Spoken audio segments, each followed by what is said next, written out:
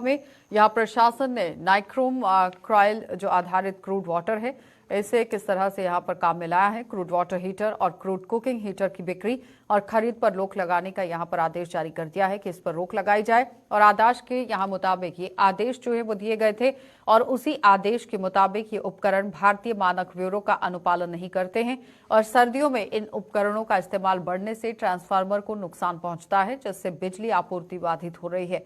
आदेश ये भी है कि और इसमें ये आपको बताते चले कि आदेश तो दिया गया था, लेकिन इस आदेश पर कितना काम हुआ ये बड़ा सवाल है। इससे ना मानने वाले लोगों के खिलाफ कानूनी कार्रवाई भी की जाएगी, इस तरह से कहा गया था। लेकिन आपको ये बताते चले कि जो ये आदेश दिया गया है इसमें आम जनता अपना किस तरह से सहयोग कर रही है, अब ये देखने वाली बात है। क्योंकि एक तरफ सर्दी का मौसम अब बढ़ना शुरू हो चुका है, जिसमें आपने देखा कि यहाँ पर हीटर और कुकिंग के लिए काम करने की किस तरह से ज़रूरत रहेगी। लेकिन साफ तौर पर यह कहा गया है कि इस पर रोक लगनी चाहिए।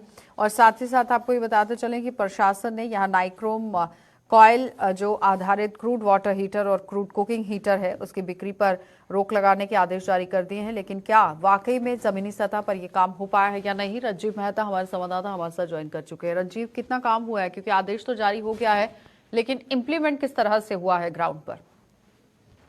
आशा, मैं बताऊं कि डीसी कठुआ डॉक्टर राकेश मिन्हास द्वारा ये ऑर्डर निकाला गया है। ये जितने भी न्यू माइक्रो के कॉर्ड्स हैं और जो जितने भी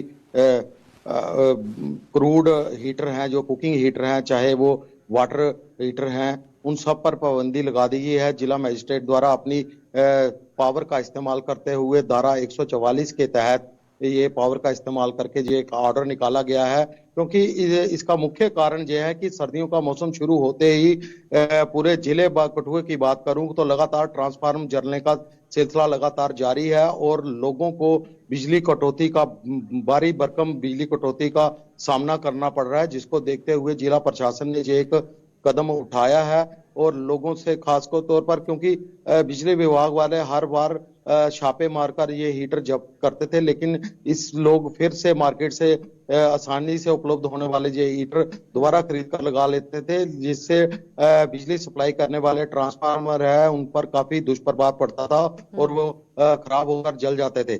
लेकिन इसको देखते हुए, क्योंकि इससे लोगों को काफी दिक्कतों का सामना करना पड़ रहा है, बिजली की जो सप्लाई है उसमें काफी बाधाएं आ रही थी, खासकर इमरजेंसी सेवाएं अस्पताल की हो या बिजली की अन्य चोरी को रोकने की कोशिश की गई है। बिल्कुल, चोरी की भी कोशिश जो है उसका भी ये एक बड़ा हिस्सा है, क्योंकि हीटर जो है वो काफी ज्यादा बिजली जो है वो चोरी करते हैं और भारतीय जो मानक ब्यूरो है उसके तहत जो स्टैंडर्डाइजेशन सिस्टम है उसके तहत ये खरे नहीं उतरते हैं, जिसके चलते इस पर बैन जो लगाया गया है उसको देखते हुए अब इस पर कार्रवाई भी शुरू कर दी गई है। बिजली विभाग के जो एक्सिन है कठुआ के सुरेंद्र भगत, उनसे जब मेरी बात हुई तो उन्होंने कहा कि 8 से 10 ट्रांसफार्मर रोज जलने की खबर पूरे डिवीजन भर से आ रही है, जिसको देखते हुए डीसी साहब से ये मसला टेकअप किया गया तो उन्होंने ये ऑर्डर निकाला है और इंस्पेक्शन के लिए भी टीमें बना दी गई हैं और लोगों के घरों में जाकर उनके लोड के ऊपर जो है वो रिवाइज किया जाएगा, देखा जाएगा कितना लोड वो जला रहे हैं, क्योंकि जितना लोड उनको सैंक्शन है उससे अधिक जलाएंगे तो कार्रवाई तो बनती है।